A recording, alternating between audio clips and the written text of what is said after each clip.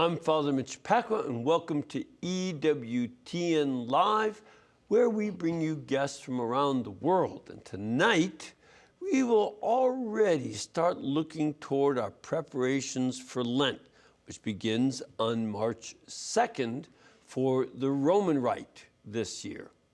And by looking at a little bit of the history of the spiritual discipline of fasting, how we can learn that fasting is a lot more about the heart than it is about the palate or the stomach. We'll also take a look at how the decline of fasting, especially in wealthy nations, if not to say overweight nations like our own, has proven to be spiritually disastrous.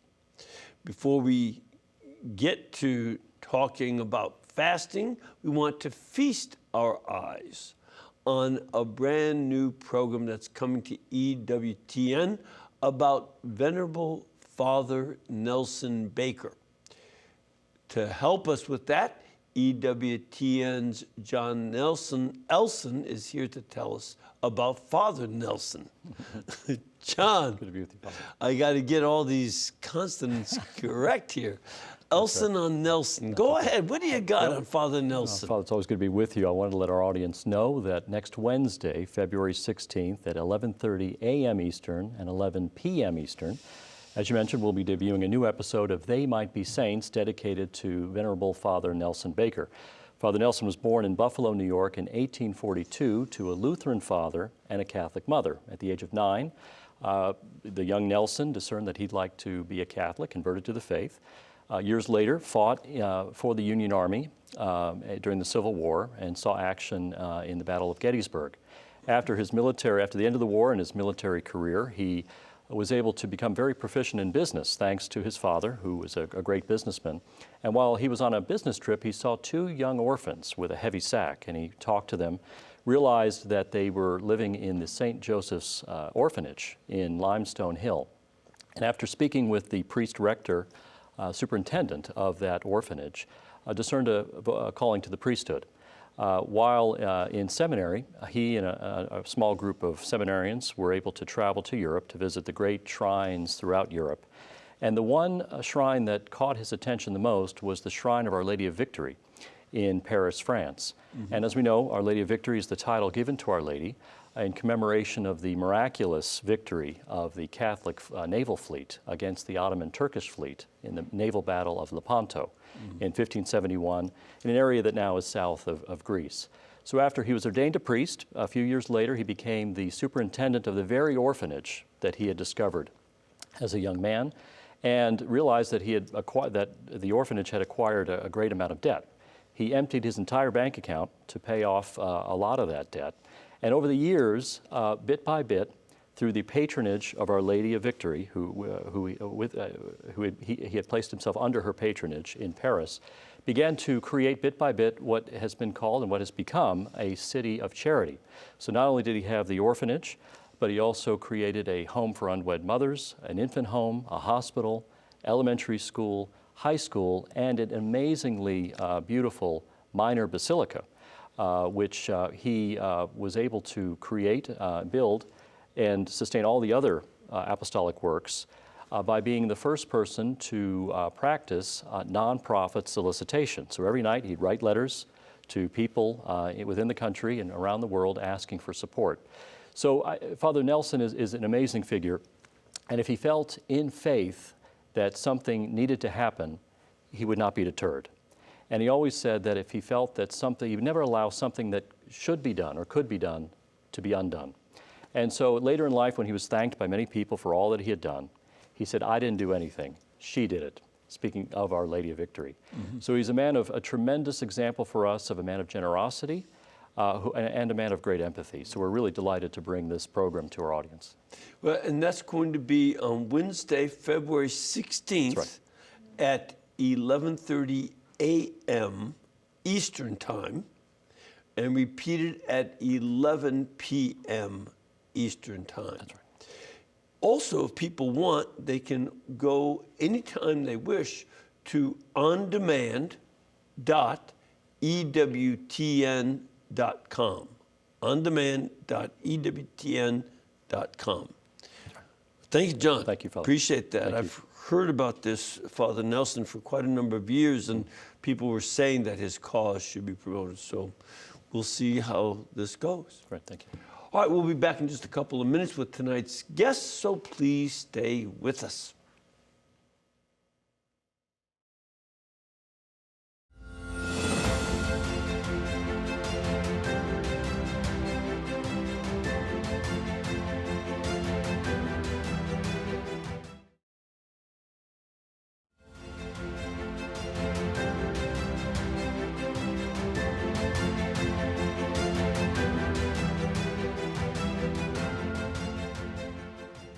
All right, welcome back. Our guest tonight is a very familiar face to our audience. He's a good friend of the network and a very good friend of mine. He's written countless books on the faith, but he has a brand new release, and it is the first cookbook that he's been connected with. Matter of fact, I don't ever recall connecting him with any kind of cooking, yet alone a whole book about it. But we'll let his wife, Kimberly, and the rest of the Hahn family pass judgment on his ability to cook.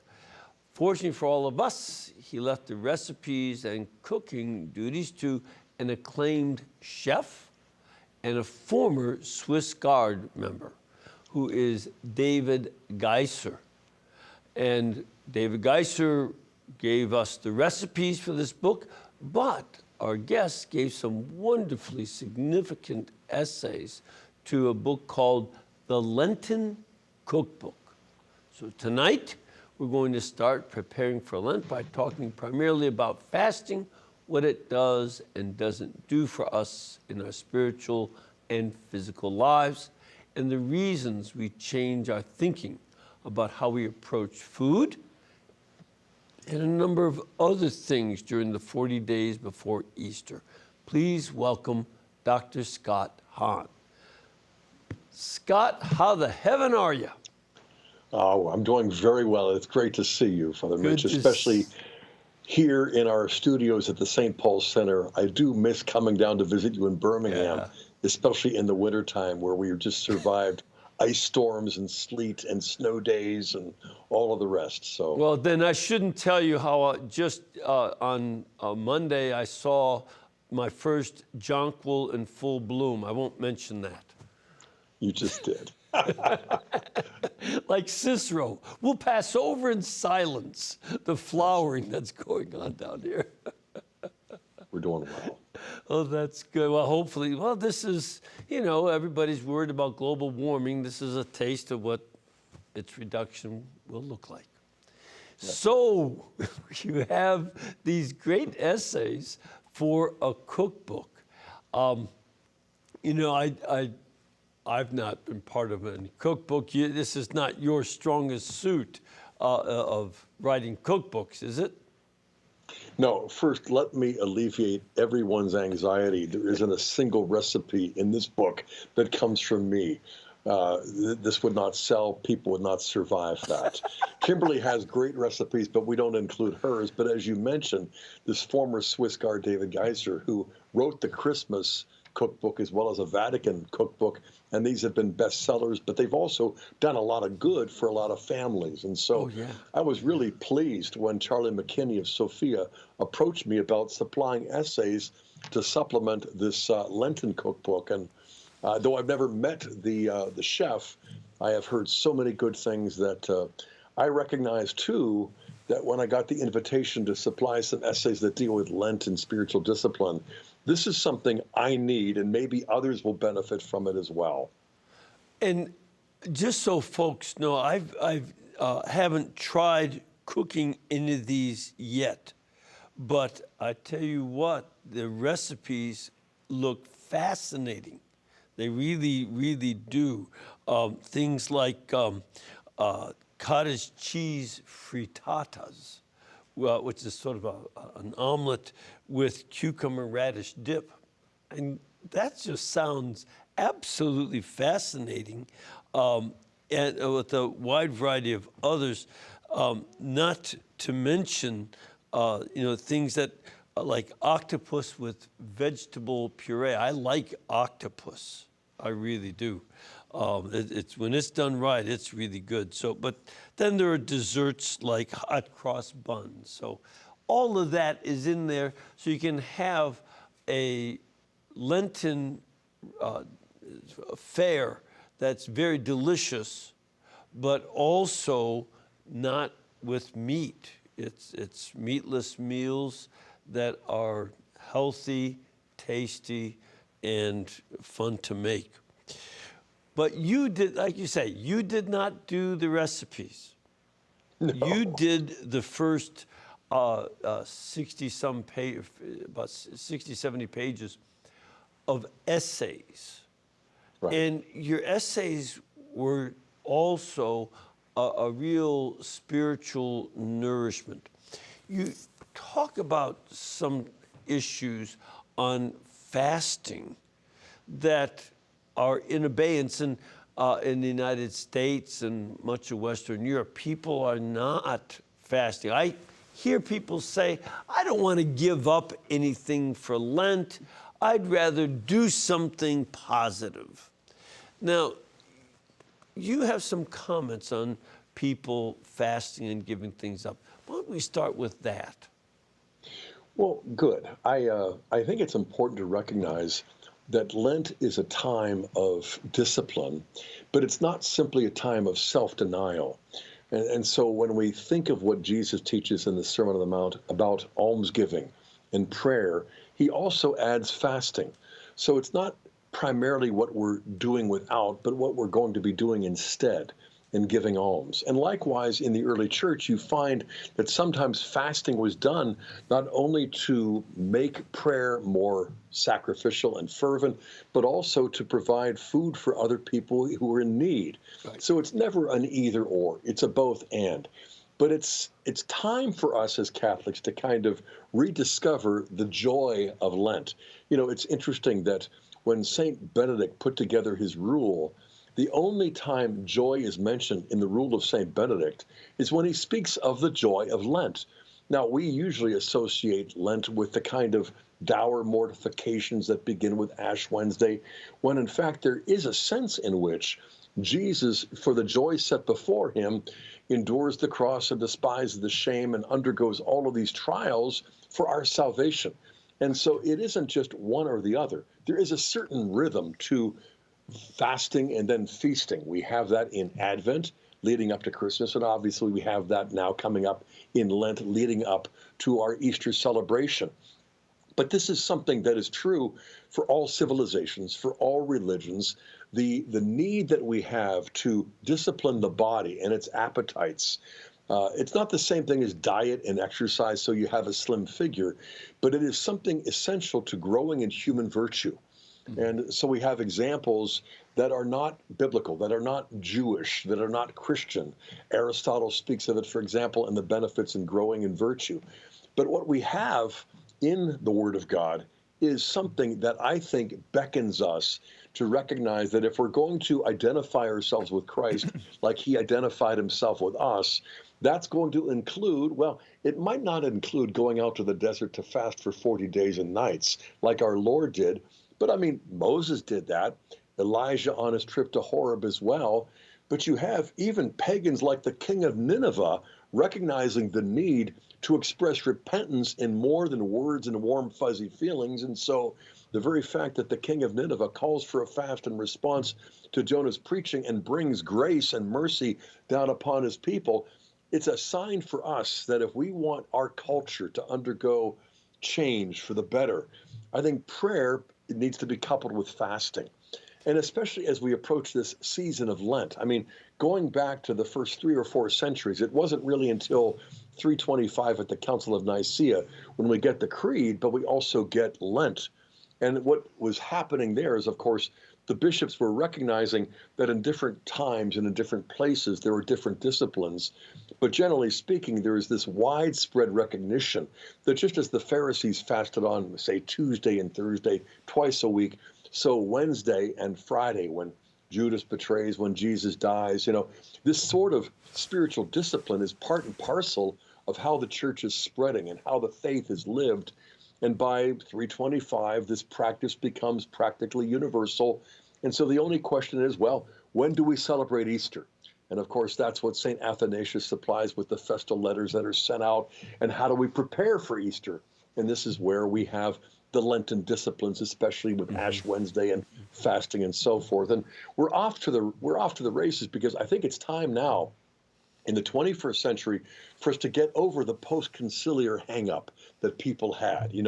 Vatican II ended, as you know, in 65, and then in 1966, Pope Paul VI issued this apostolic constitution, Penitentiae. And he was addressing the fact that prior to Vatican II, these kinds of disciplines, fasting and all of that, these were imposed upon the lay people who had a certain amount of dread, and it was law, and so it was considered somewhat authoritarian or legalistic. Now, in the spirit of Vatican II, in an evangelistic sort of way, we want to rediscover the joy of spiritual discipline. And so he basically gave it over to the Episcopal conferences in different locations in the Third World and the First World, and said, let the bishops decide. Well, how was that message received? Basically, what? We can eat meat on Fridays, and practically all of these Lenten disciplines were sort of, released, and so I think what we have to recognize is that if you actually sit down and read Penitentiae from Paul VI, there's a whole lot of wisdom there. And at the same time, it's saying, let's just not do this out of a minimalistic spirit. Let's do this out of an evangelical spirit. But it's taken us 50 years, I think, for us to wake up and realize, okay, if it isn't going to be rigidly enforced, it doesn't mean that we're all released from the spiritual disciplines that we need if we're going to become saints. And so, Old Testament, New Testament, patristic, medieval, this is who we are as Christians. One of the points of changing the discipline was something I actually heard from some Catholics back in those days, that, well, it's Friday, you have to give up meat, so I'll go have lobster Newburg. No, that really wasn't the tone in which we're supposed to abstain from meat, to have a very luxurious meal of lobster. There was something, about abstinence. And, in this country, I think it was less clear than in England. But in Great Britain, it's under pain of mortal sin that you must abstain from something. Now, for some people, it might be abstaining from cigarettes, which for those who are smokers, that can be very, very difficult. And they didn't tell you what it was you had to abstain from, but you had to do some form of abstinence every Friday, not just the Fridays in Lent. And, this was something missed in the message here in the United States. Yeah, what you see is the loss of Catholic identity expressed publicly, visibly, and okay, maybe it was legalistic before Vatican II. We won't debate that. We certainly won't resolve it. But the fact is that there is a devangelization that occurs for many Catholics who are increasingly secularized.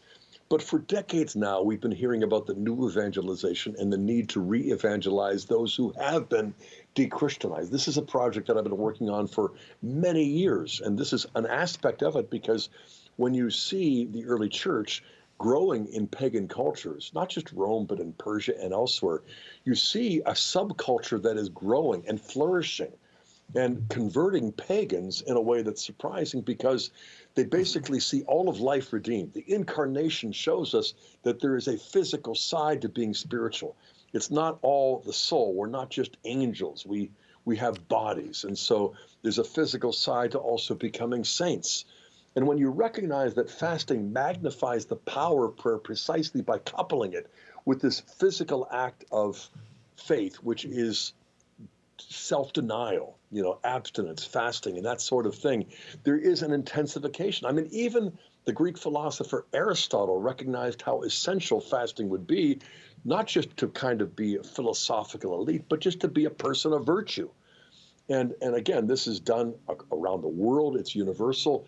But for us as Christians, it really means, look, if Christ, the Son of God, identifies himself with us in our trials and our sufferings and our death, then we ought to be willing. We ought to be happy to identify ourselves with him through a voluntary style of mortification in order to create that rhythm of life that families need, that cultures need, and that is fasting before feasting. As Jesus says in the Gospels, you don't fast while the bridegroom is with you. And this is in response to the Pharisees and John the Baptist's disciples wondering why you're not having your disciples fast. Well, it is a rather cryptic response to a pretty good question. What do you mean while the bridegroom is with? Well, we know from Scripture that the Messiah is going to be the bridegroom and Christ is there. But this translates out in terms of spiritual life that in preparation for the Mass, we fast. It might be overnight. It might be 3 hours. Nowadays, it's been relaxed so much, it's like an hour before Holy Communion. But we don't need to be minimalists who are reductionistic in terms of our spiritual discipline. But when we go to Mass, when we receive Holy Communion, who is that? Well, it's Jesus, who is the bridegroom. And so what are we doing? We're feasting spiritually. But in order to prepare to really appreciate that and to receive the grace, fasting is something utterly appropriate. And as you said, not just in Lent, but every Friday, a Friday was understood to be a kind of mini Lent. And so one meal, preferably midday, and these sorts of things were much more widespread, and I must admit, much more rigorous, because it wasn't just, well, we don't have meat on Fridays, we have fish. No, it was flesh. And so throughout the East and the West, it was meat, it was fish, it was also milk, dairy products, but it was also wine and, a wider range of self-denial that ends up, I think, creating a much more serious way of living the Christian life. Yeah, even in the Eastern Church, you don't eat any milk products like cheese and yogurt or milk, and you don't eat oil, even olive oil. It's something, as you bring up in your essays, it's a dry fast, that is without meat, without oil, without milk products. And you can still get protein from things like beans and lentils, various legumes. That's accepted and normal. For instance, Lebanese throughout Lent eat mjadra. Mjadra is a combination of rice and lentils in sort of a soup or stew. And people throughout the Christian world have these special recipes for this kind of season. I don't think we should omit another element, which is people say, well, why fast from food? Think about this very important point. The original sin came through eating. Adam and Eve ate the fruit of the tree of the knowledge of good and evil. And this fasting ought to be seen as something of an undoing of that. That's why I think the prophet Joel says so well in Joel chapter 2, verse 12 and 13. Even now, says the Lord, return to me with all your heart, with fasting, with weeping, with mourning. Rend your hearts and not your clothing. And in this returning to me with fasting, it's the undoing of departing from the Lord by eating that which God had forbidden. Seeing it as part of this undoing of the disobedience of Adam and Eve is by fasting when they sin through eating is not a bad perspective to gain. That's right. You go back, as you know, to Genesis 3, and you see our first parents tempted and they fall. And when you look at the description of the fruit that was forbidden there on the tree of the knowledge of good and evil, it's described in terms of, well, it's a delight to the eyes, it's desirable to make one wise, and it tastes good. And then later on, you have in 1 John 2 a description of what we call concupiscence.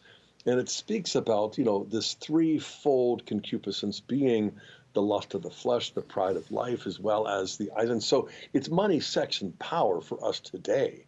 But likewise, when you look at how Jesus begins to undo the fall, after his baptism, he goes out into the desert where he undergoes this period of 40 days of fasting like Moses and Elijah, but he also undergoes these temptations from the devil. There are three of them, and all three times he responds by citing scripture, which is taken from Deuteronomy 6-8. Why? Because that's where Moses had to correct the Israelites for having failed their test as miserably as Adam did. And so man doesn't live by bread alone. There you go. Again, it has to do with eating and fasting. Every word that proceeds the mouth of God, you worship him alone, not that golden calf you made. And likewise, you don't put the Lord your God to the test, especially if he is testing you. And so Jesus, in those three responses, is basically taking out original sin and concupiscence at its source. And we don't have to get into the mysteries of moral and sacred theology to recognize this is sanctified common sense. We all know that when we are seriously in love, we make sacrifices. And if we want to grow a relationship, we do that kind of thing. If we want to help other people, if we want to help ourselves, self-denial. It's the proof that love is more than words and warm, fuzzy feelings. I remember over 20 years ago, I won't go into the details for the sake of discretion, but we had a significant family crisis. And one of my own kids was facing something that we've had throughout the generations in terms of depression. It's sort of an intergenerational burden. And so I had fasted according to the church's law before, and I had done some little things besides with my spiritual director and all of that.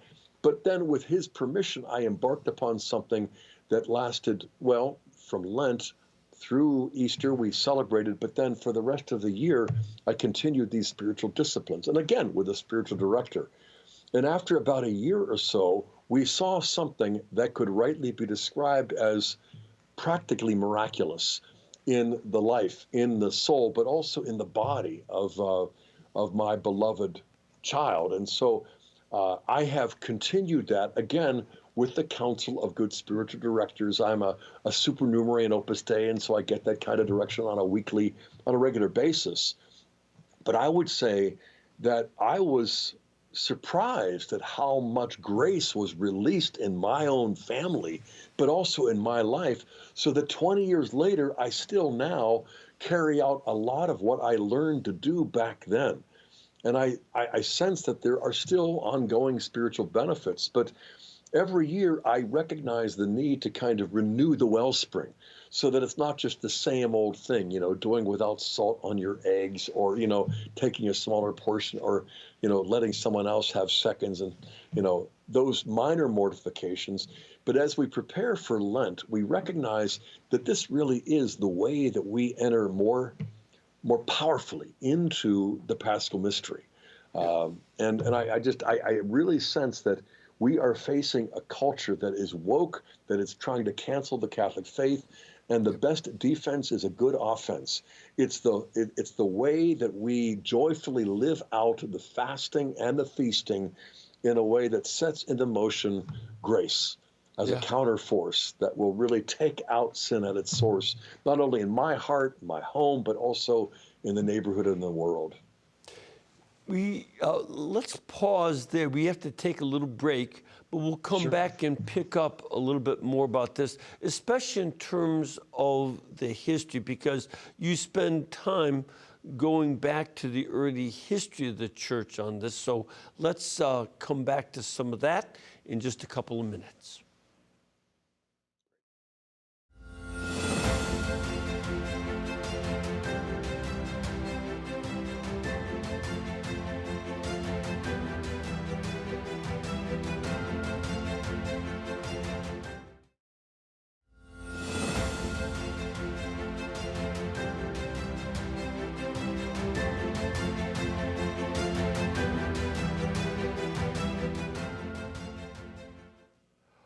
All right, we are discussing a book called The Lenten Cookbook.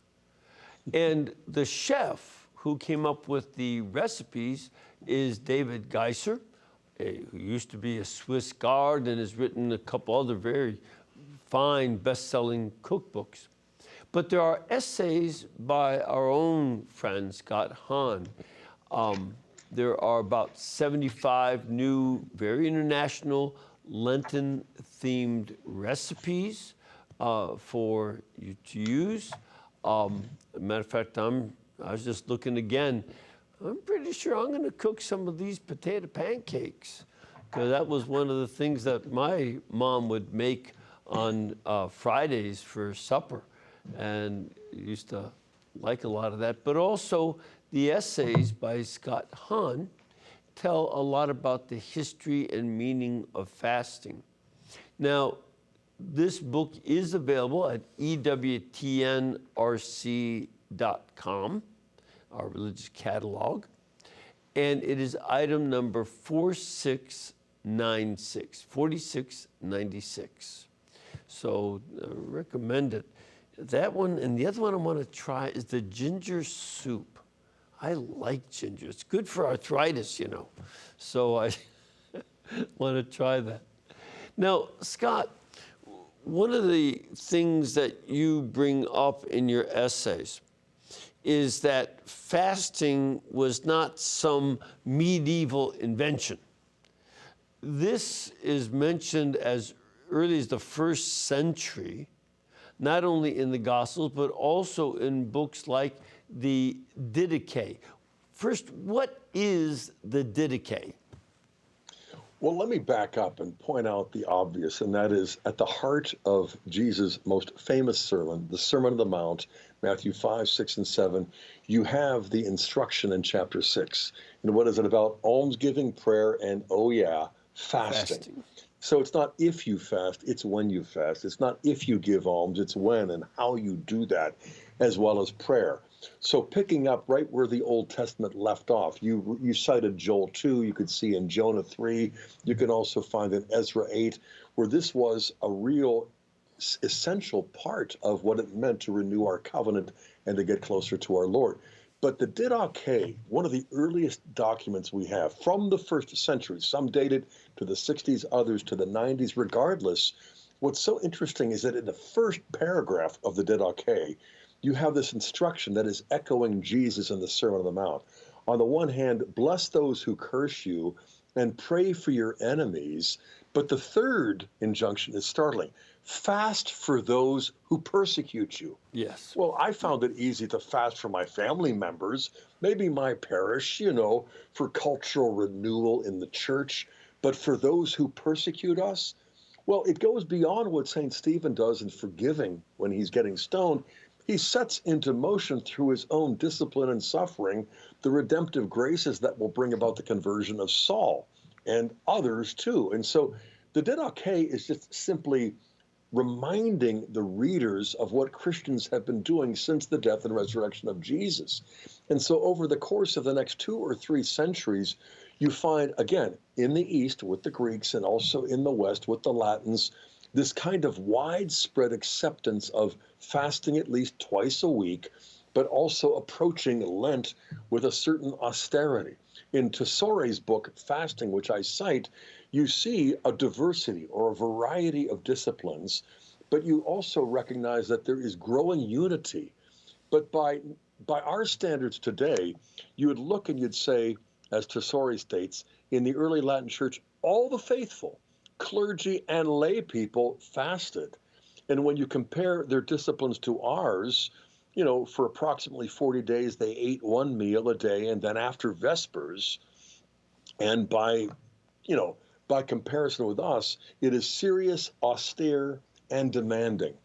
We're like, well, we don't want religion like that.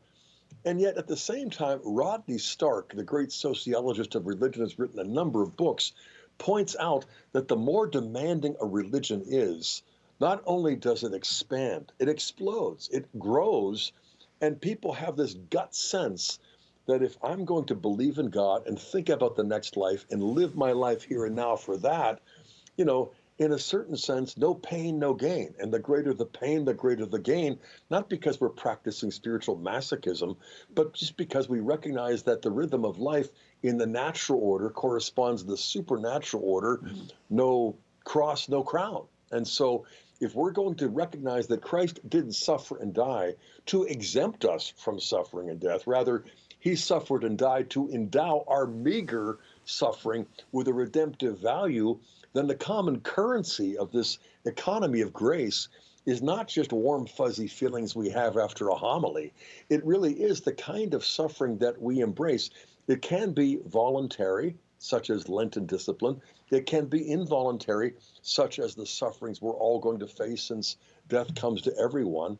But in the grand sweep of what we find in the gospel, in the Didache, in the early church, we recognize that this is what it means to become a saint. And if you want to skip over this, well, I have got bad news for you. Again, no pain, no gain, no cross, no crown is more than religious rhetoric. It is the reality that we all are called to, because let's face it, the mortality rate is still 100%. Whether it's COVID or something else, none of us are going to get out of here alive. We're all going to have to suffer. We all face illness. We all face death. The cross didn't exempt us. Rather, it endows all of that with a form of grace. And especially when we do undertake it voluntarily, not just to lose weight as a spiritual diet, in an opportunistic way. We'll combine Lent with, getting my figure ready for a bathing suit this summer. No, it's a matter of the heart. It's not the belly, or the waist. And if we get that right, it's going to also lead to physical hygiene and good health. But in a certain sense, the tail doesn't wag the dog. And so if we put the spirit over the material, we're not dualists pitting the soul against the body. We just recognize that there's a hierarchy. And so if the soul is going to practice prayer, the body has to discover that there's a physical side to being spiritual. There's a physical side to prayer. And that kind of sacrifice is what we do alone, but it's what we do in the Mass. We bow, we kneel, prostrations, we stand, whatever. We just have to recognize that our culture has been influenced, I might say infected, by a kind of dualism that basically leads even Catholics to say it doesn't really matter what I do with my body, because I'm spiritual. I don't need to be, all of these other things. And yes, we do. We're not angels, and we're not just animals. We're really what Aquinas calls the composite, the compound, contrary elements, the soul that is immortal, the body that is mortal. And then we can see how in the incarnation, wow, all of this has been taken to an entirely new level, but it's one that we've got to live out on a daily basis, but also every year and throughout the seasons that give us seasons of grace, but also they set into motion. I have this section on page 9 on the golden age of Christendom. And again, this quote from St. Thomas Aquinas, fasting is useful as atoning for and preventing sin, raising the mind to spiritual things, and everyone is bound by the natural dictate of reason to practice fasting as far as it is necessary for these purposes.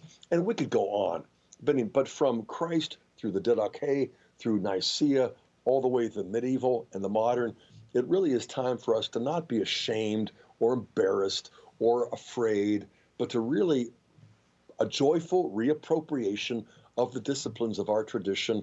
And then, I think we'll set into motion the counter forces that are going to desecularize a culture that is on the brink. But I go on, blah, blah. But see, one of the things, today is the feast day, so in fact, a holy day of obligation in the Maronite Rite, because the feast of Saint Maron, the founder, the father of the Maronite Rite. And what was key to his life is that as Christianity was legalized in the Roman Empire by Constantine in 313, it became easier to be a Christian. And the response of a lot of Christians was to go out into the wilderness, as Maron did, to live a life of fasting and prayer. It wasn't just fasting, it was fasting and prayer. And he attracted many disciples, and in their fasting and prayer, their great discipline, they began to evangelize the last worshipers of Baal and Ashtarte in the mountains of Lebanon and Syria.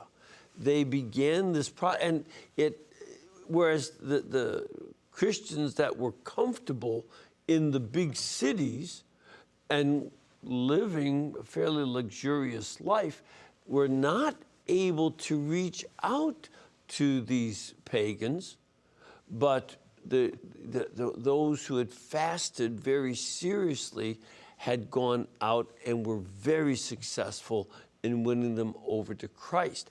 I think that is partly what we need to look at in our own times.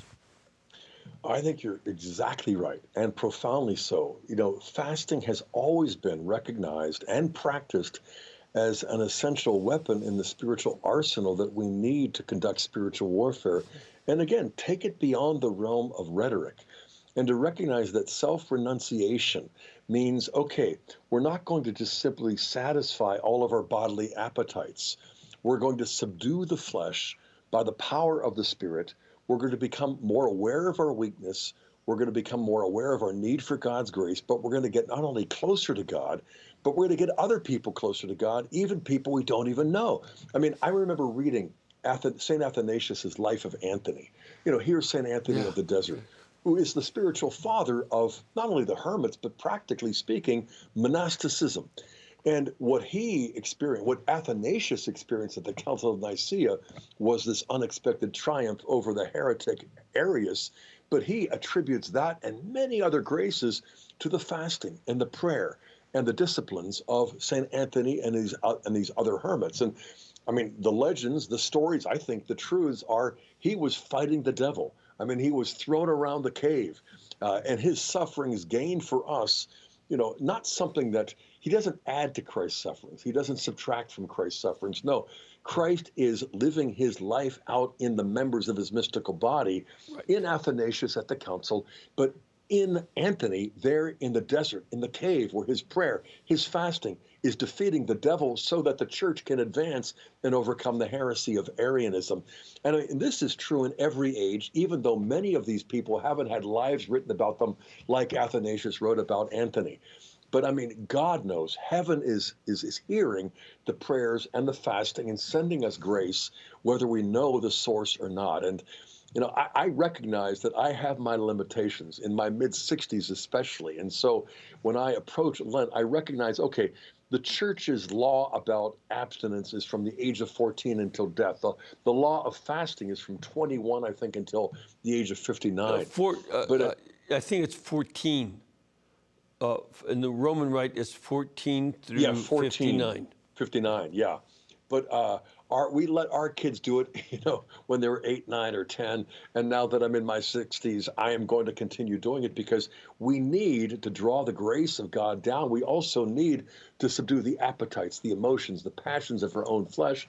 We also need to set an example that others can learn from and learn from the example of those people who've gone before us, who have become saints, because you won't become a saint apart from fasting, abstinence, and entering into these seasons such as Advent and Lent, embracing the penitential aspect. You know, I point out that St. Benedict in his rule speaks of the joy of Lent, but there's also this joy that was rediscovered in secular America. I enjoy telling the story of Irma Rombauer, who was this jet-set high society St. Louis hostess, probably a millionaire in the 20s, and then she was widowed in 1930, and she writes this book that we all know about, but it was a complete experiment. It was called The Joy of Cooking. Now, 90 years later, it sold 18 million copies. It's gone through 9 editions. It was Julia Child's inspiration. But what she did was to build a bridge between the high society hostesses who would, you know, provide these banquets to ordinary Americans who never really knew what eating could be like. But I think there's a sense in which prior to Vatican II, going back through the centuries, we associate the austerity of fasting and abstinence with the monks, with the clergy, with the hermits, with the nuns, when in fact, clergy and laity back then and now, we need to enter into these sorts of things. And so just as the joy of cooking made available what used to be only for the elite, I think we have to recognize that ordinary Catholics, men and women, husbands and wives, fathers, mothers, neighbors, we need to wake up and respond to the universal call to holiness that we heard in Vatican II. But it wasn't like Vatican II told us something new. I think there was Jesus who said, be perfect as your Father in heaven is perfect, be merciful. And likewise, Leviticus said, be holy for the Lord your God is holy. These aren't options. These are not for the elite. This is the only way we can pass from this life into eternal glory. And so let's get with the program. Yeah, I think this is an important part of our discipline. And frankly, it stands in really great contrast to the world. When I watch the news, I see dozens of commercials of how to lose weight without ever being hungry. This is one of the themes in this overweight society. And then another compensation that's taking place is now that there is very widespread obesity and sometimes morbid obesity throughout the culture, instead of calling people at a time when this epidemic is especially dangerous to people who are overweight. Now, being overweight is something that is being more celebrated. And, you say, there's something about the unwillingness to experience pain, the unwillingness to give up anything, the unwillingness to abstain and control our appetites, and the willingness to eat things that are easy to get but bad for us, and just keep doing it. We are being called to be an antidote to these cultural messages. Again, not so that we look thin so we can put on nice swimming suits at the beach. Who cares? The issue is that we are bringing discipline and self-control to our lives, as well as not giving in to the kind of gluttony that is now part of culture. There are people who identify as foodies, but in another time, they may have been identified as gluttons, which is one of the capital sins. We're being called to an antidote to a lot of elements of our society and to stand up against them in so many areas. Right. We have to recognize what Israel learned the hard way, and that is moral bondage is the prelude to physical slavery. Yeah. That the chains of our own slavery are forged in the bonds of our passions to which we succumb and indulge ourselves. So self-discipline, self-denial, that is periodic, there's a regularity to it, it's voluntary, so it's self-imposed, but it also is deliberate for the soul, for the spirit, for God, for conforming our lives to Christ. Again, we cannot fight a war on 2 or 3 or 20 fronts, and that's what we're facing today. We really have to begin the war within. And the world, the flesh, and the devil, but it starts with the flesh. And you mentioned earlier, fasting from smoking, cigarettes. I have one of our 6 kids who has done that and finally overcome smoking. But it might be the internet, it might be television, it might be any one of a number of luxuries that are licit, morally speaking, but dangerous for us personally. Mm-hmm. And once again, we recognize that religion is not something done exclusively by ourselves privately. We're social animals, and so it is done publicly. And what we discover, at least eventually when we get to heaven, is that when we do these disciplines, when we exercise self-restraint, and it's regular, it's periodic, it's self-imposed, but it's voluntary, and it's for the purpose of spiritual life, we're going to radiate grace out to other people. We may end up discovering that the very desire to do it ourselves probably came from other people who are praying and fasting for us. But when the Didache declares that we bless those who curse us, when we pray for our enemies, when we fast for those who persecute us, that gives us an answer to the question of how in the early church did the Christian faith conquer the Roman Empire? Talk about a culture of death. It was decadent. It was self-indulgent. There were all kinds of moral and sexual, impurities rampant and all of that. But again, the light shines in the darkness, and the darkness has not overcome it. And so if we can let the light shine, the light of Christ in our lives, and again, get it beyond the social media, get it beyond the comm boxes on Facebook, get it beyond Twitter, get it beyond TV, get it beyond talk, but to really put our faith into practice, I think the actions of fasting and abstinence are going to speak louder than the words. Well, one of the things we have to do is start fasting from our conversation because we are running out of time. Alas. But again, it's called the Lenten Cookbook by David Geisler with essays by Scott Hahn. And you can get this at EWTNRC.com, where it is item number 4696.